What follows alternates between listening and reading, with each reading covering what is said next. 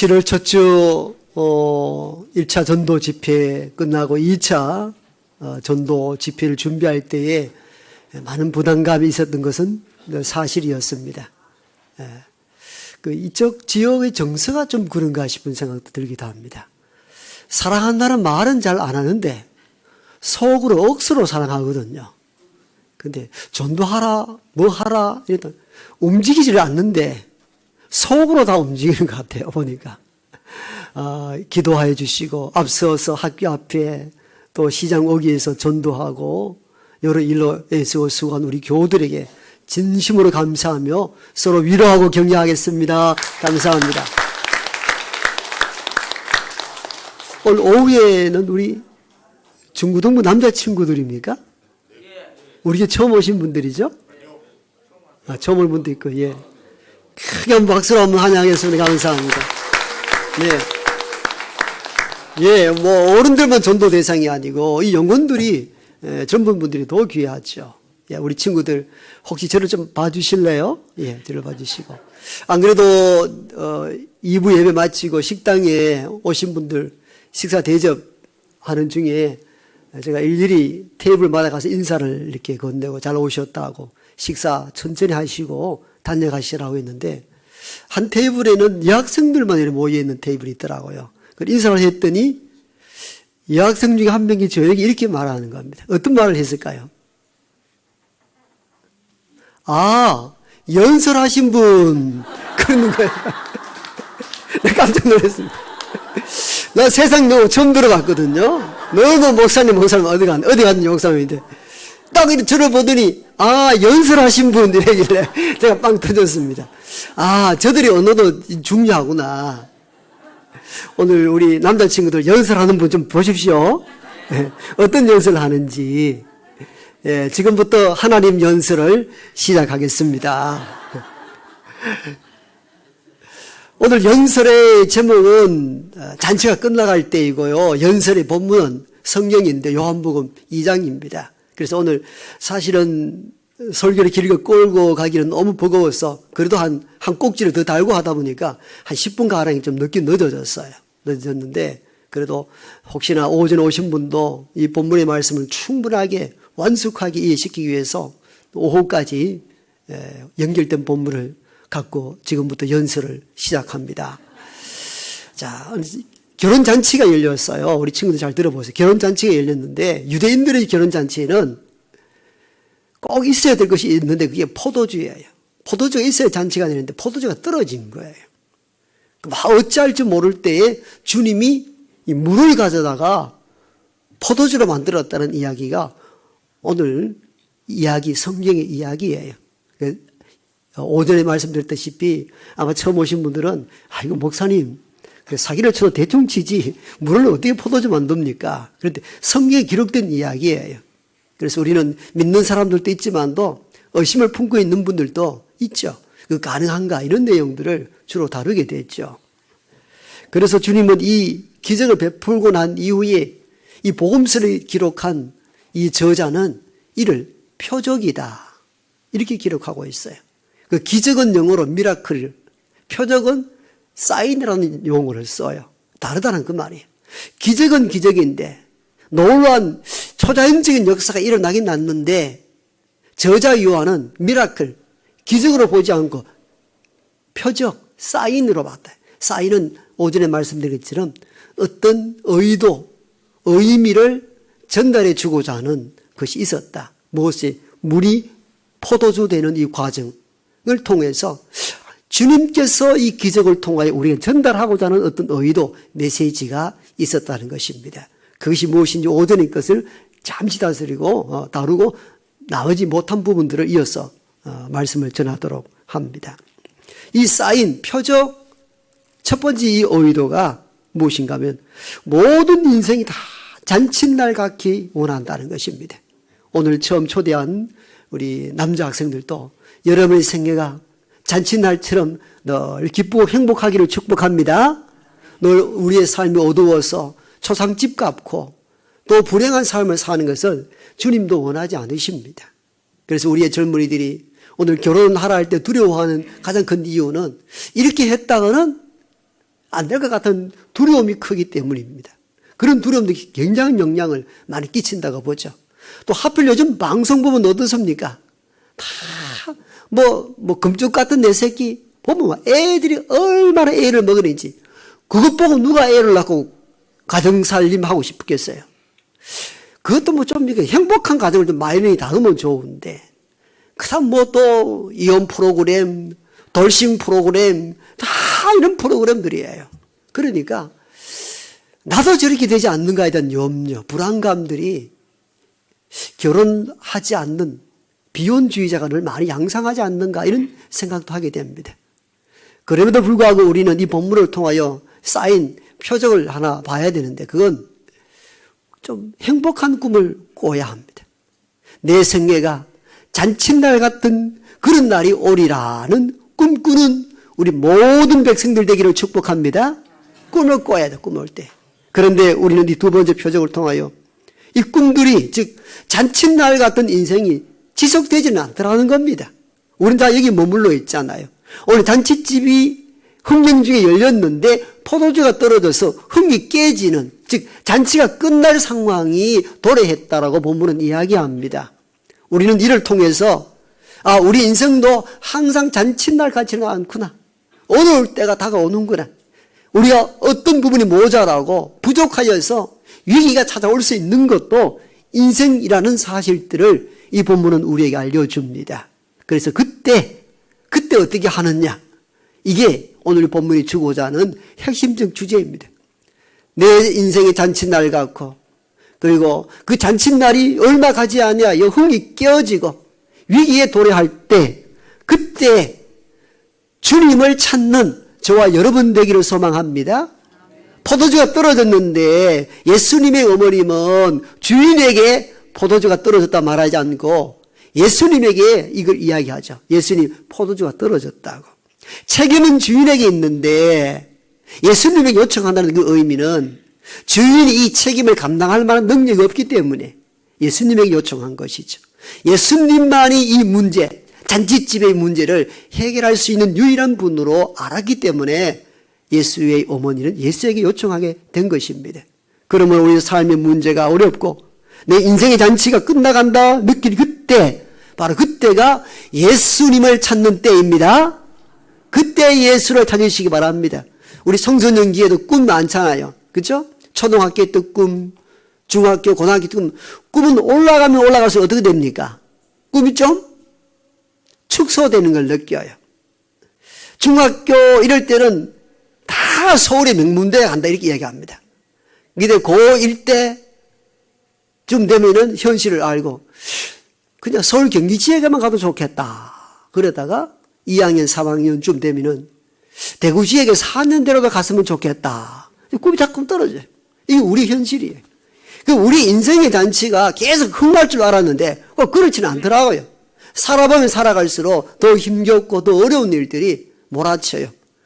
그때가 무엇해야 되는 때라고요?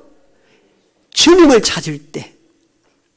오늘 처음 오신 우리 중고 남자 친구들도 내가 어려운 삶을 살아갈 때, 힘겨운 일이 벌어질 때, 혹시 다른 건 다 잊어버려도 그때 수성교회 갔더니 어떤 연설자가 연설하기를 그때 주님을 찾으라 하더라. 이 말씀을 꼭 귀에 담고 마음에 새기는 여러분 되기를 축복합니다. 아멘.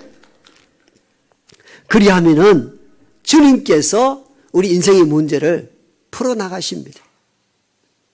물을 항아리에 담고 항아리에 있는 물을 퍼주라. 그랬더니 물이 변하여 포도주가 되었다.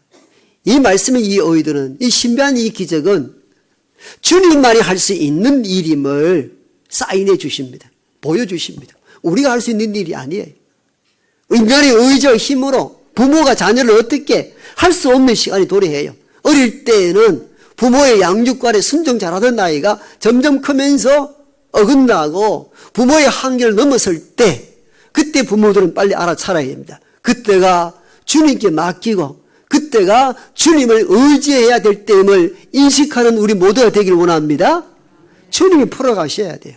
그러면 우리의 문제와 아픔을 주께 맡길 수 있기를 원합니다. 맡긴다는 것은 굴러보낸다는 뜻을 가지고 내가 폭탄을 안고 있는 것이 아니고 이 폭탄을 주님께 굴러보내면은 주님께서 폭탄을 안전하게 해체할 줄로 믿습니다.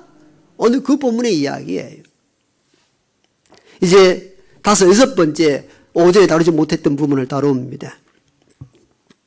다섯 번째 사인은 뭐냐면은 우리 이성적으로 이해가 안 되는 부분이 있을 때에도 주의 말씀이면은 순종해 보라는 것입니다. 순종할 때 역사가 일어납니다. 자, 돌 항아리에 부으라 그랬어요. 항아리에 있는 물을 또 퍼주라 그랬어요. 그랬더니 물이 포도주 되었다고 말씀합니다. 여러분, 한동안 어떤 방송국에서는 마술쇼를 한번 했잖아요. 그 보니까 어때요? 빈잔에 물을 막 채우고 이렇게 하더라고요. 참 신비하더라고요. 어떻게 가능하지? 카메라가 들이대고 많은 시청자를 보는데도 보니까 빈잔에 물이 가득 고이는 것 봐요. 주님이 그렇게 했으면 더 안 좋았을까? 왜 이렇게 번거롭게 일을 하시죠? 그렇지 않나요? 하인들에게 우물물 퍼다가 돌항아리에 붓고 돌항아리에 있는 물을 또 다시 퍼주라. 그랬더니 포도주가 되었다. 왜 이렇게 번거롭고 복잡하게 합니까? 그냥 빈잔에 다 포도주 빈잔 잡았는데 다 가득 채워지는 거예요. 그것도 기적이잖아요. 왜 그런 방식을 취하지 않는 거죠? 다양한 방식이 있을 수 있잖아요. 이 하인들이 대단하잖아요. 물을 떠서 항아리 붓는 것까지는 우리가 할 수 있어요. 하인들이니까. 근데 그 물을 사람들이 먹도록 갖다 주라는 할 때 여러분 같으면 따르겠어요? 내가 아무리 하인이지만도 예수님 이건 아닌 것 같습니다. 돌 항아리는 먹는 물을 저장하는 항아리가 아닙니다. 선발 수 있는 항아리거든요. 거기다가 부었다가 물을 퍼다 주라는 거예요. 사실은 이성적으로 이해할 수 없고 받아들일 수 없는 대목인데 이미 하인들에게 예수의 어머님이 말씀을 했어요. 무슨 말씀을 하시든지 그대로 하라. 그대로 순종했더니 물이 포도주가 되는 기적이 일어난 것입니다. 여기서 우리는 중요한 사인을 받게 됩니다. 순종에 대한 것. 순종은 내가 이해하고 과학적으로 분석하여 맞다 싶을 때 움직이는 것은 순종이 아닙니다. 이성적으로 과학적으로 아무리 이해하려 해도 할 수 없지만도 그것이 주님의 말씀이고 주님의 말씀이 힘이 있다는 것을 믿고 믿음으로 받아들이는 것을 기독교에서는 순종이라 합니다. 우리는 순종을 어떻게 생각하냐면 내가 마음에 이해가 되고 내가 할 수 있으면 순종하고 아니다 싶으면 순종하지 않습니다. 너 안 합니다. 안 합니다. 이렇게 합니다. 우리는 이 완전한 이 본문의 순종의 의미를 잘 몰라요. 순종은 내가 계산하여 이해되고 충분히 납득 가능할 때의 움직임이 그건 순종이 아닙니다. 기독교의 순종은 우리 이성과 과학적 논거를 넘어섰습니다. 도저히 받아들일 수 없는 일에까지도 주님 말씀하시는 내가 따르겠나이다 라고 순종할 때 그것이 참 순종이며 참 순종이 일어날 때 기적 또한 따라올 줄로 믿습니다. 하인들이 그렇게 하셨습니다. 옛날 이야기입니다. 한 왕이 신하를 불러다가 이 밑이 빠진 독 항아리에 물을 부으라 합니다.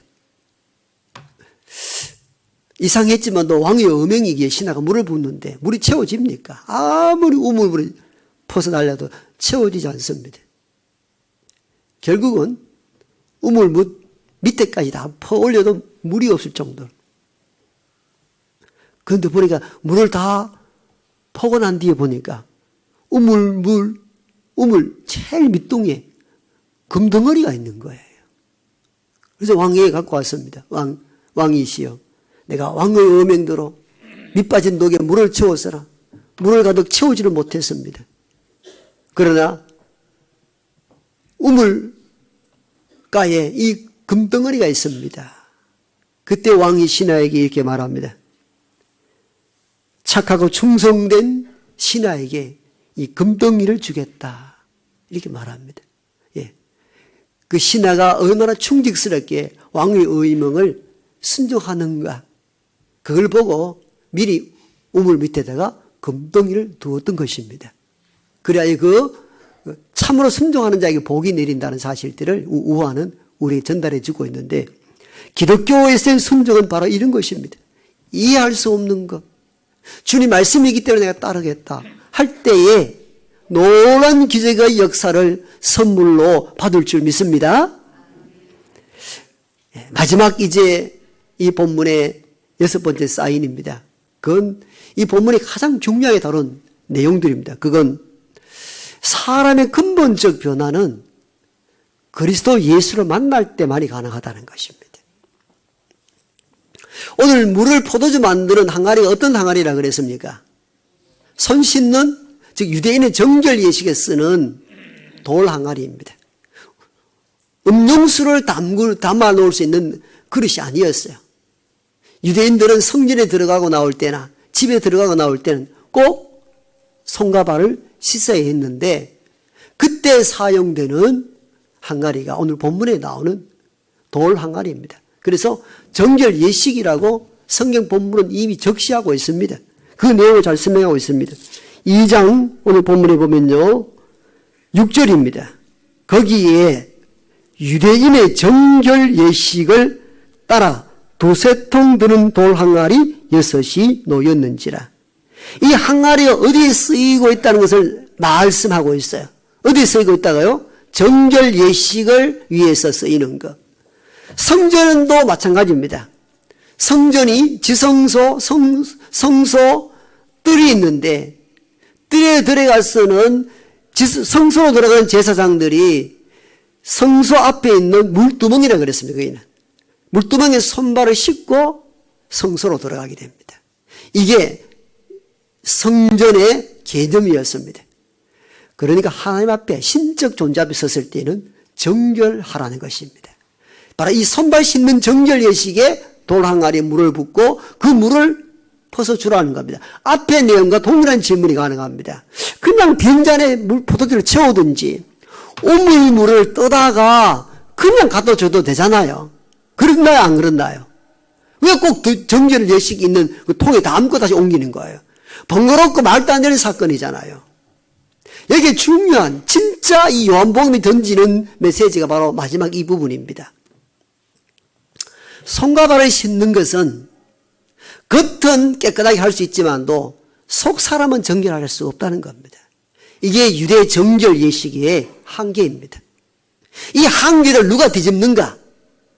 근본적으로 겉과 속을 깨끗하게 할 수 있는 유일한 분이 누군가에 대한 질문이고, 여기에 대한 응답으로 표적을 일으키는 것이 이 본문의 최종적 핵심적 주제입니다. 그래서 사인이라 말하는 이유 여기 있습니다. 너희 유대인들이요, 손과 발을 씻는다 해서 너희가 정결하게 씻음받은 인간이 될 수 있는가? 몸은 깨끗하게 할 수 있지만도 마음 속 사람은 깨끗할 수 없는 한계를 지니고 있다.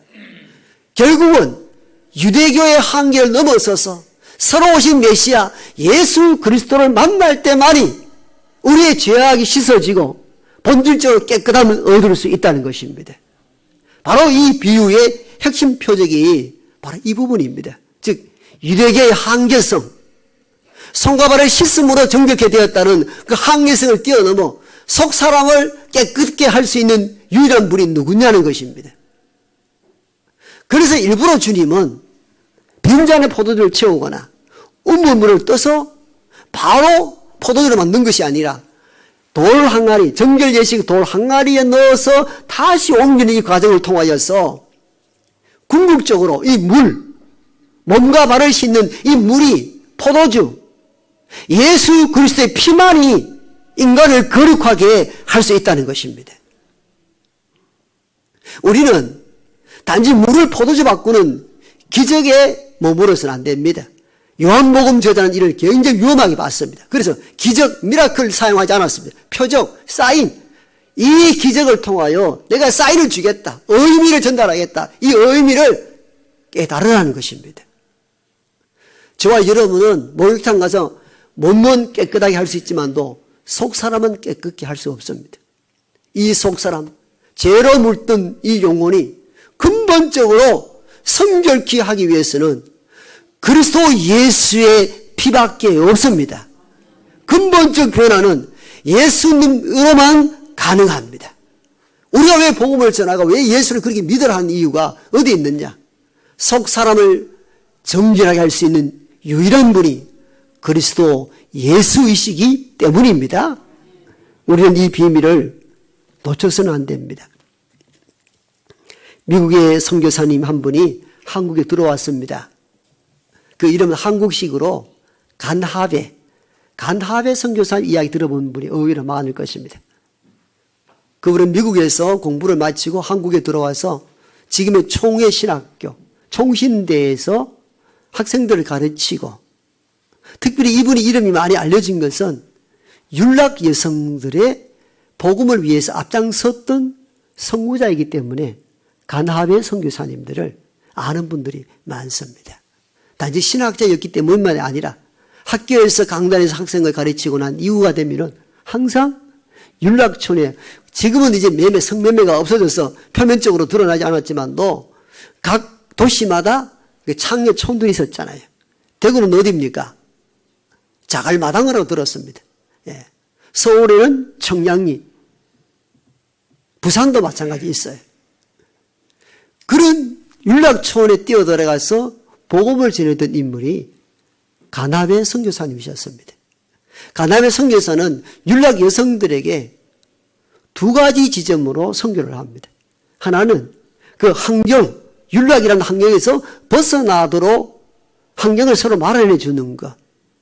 두 번째는 복음을 전하여 스스로 변화되도록 하는 것. 이 두 가지를 병행해 봤는데 첫 번째 변화는 되돌아오더라는 거예요. 즉 율락 여성에서 다른 직업을 알선해 가지고 보내주었는데 얼마 되지 않아야 다시 옛날 율락촌으로 돌아오더라는 겁니다. 간하베 선교사님은 우리가 환경적인 변화 주는 것도 참 중요하다는 사실을 알고 그렇게 율락 여성들의 변화를 시도해 봤는데 어려움에 봉착하자 그 다음부터는 간하베 선교사는 선교의 방향, 전도의 방향을 바꾸기 시작합니다. 낮에는 손님들이 없으니까 여성들은 종일로 옵니다. 주로 낮에 찾아가서 간하베 율락 여성들을 만나게 되고, 율락 여성들은 외국인이 띄엄띄엄 하는 한국어가 재밌어서 간하베 선교사 중심으로 자꾸 모임을 갖게 되고, 자기들도 이야기 들어줄 사람이 있으니까 너무 좋고, 늘 외롭잖아요. 그들이 어떤 목적으로 거기에 뛰어들었는지 알 수 없으나 늘 외로움과 사람들로부터의 어떤 참 모진 그 은사를 받았을 때 오는 인격적, 비인격적, 그런데 이 간하베 외국인 선교사는 조건 없이 친구가 되어주는 것이 고마워서 하루와 다르게 율락 여성 낮만 되면 간하베 선교사와 함께 모임을 갖게 됩니다. 이런저런 얘기를 하다가 그냥 편안하게 성경을 가르치기 시작합니다. 성경에 대해서. 여기에서 놀라운 변화가 일어나기 시작합니다. 예수를 만난 거예요. 율락 여성들이. 그래서 스스로 율락촌에서 벗어나게 되고 가정부 또 식당 종업원 다양한 데로 뛰어들어가서 변화된 삶을 살더라는 거예요. 무엇이 그들이 변화했는가? 예수 그리스도, 예수를 만남으로 변화가 일어난 것이죠. 우리 속 사람을 누가 정결케 할 수가 있나요? 손과 발을 씻는 데에서 속 사람의 변화는 일어나지 않습니다.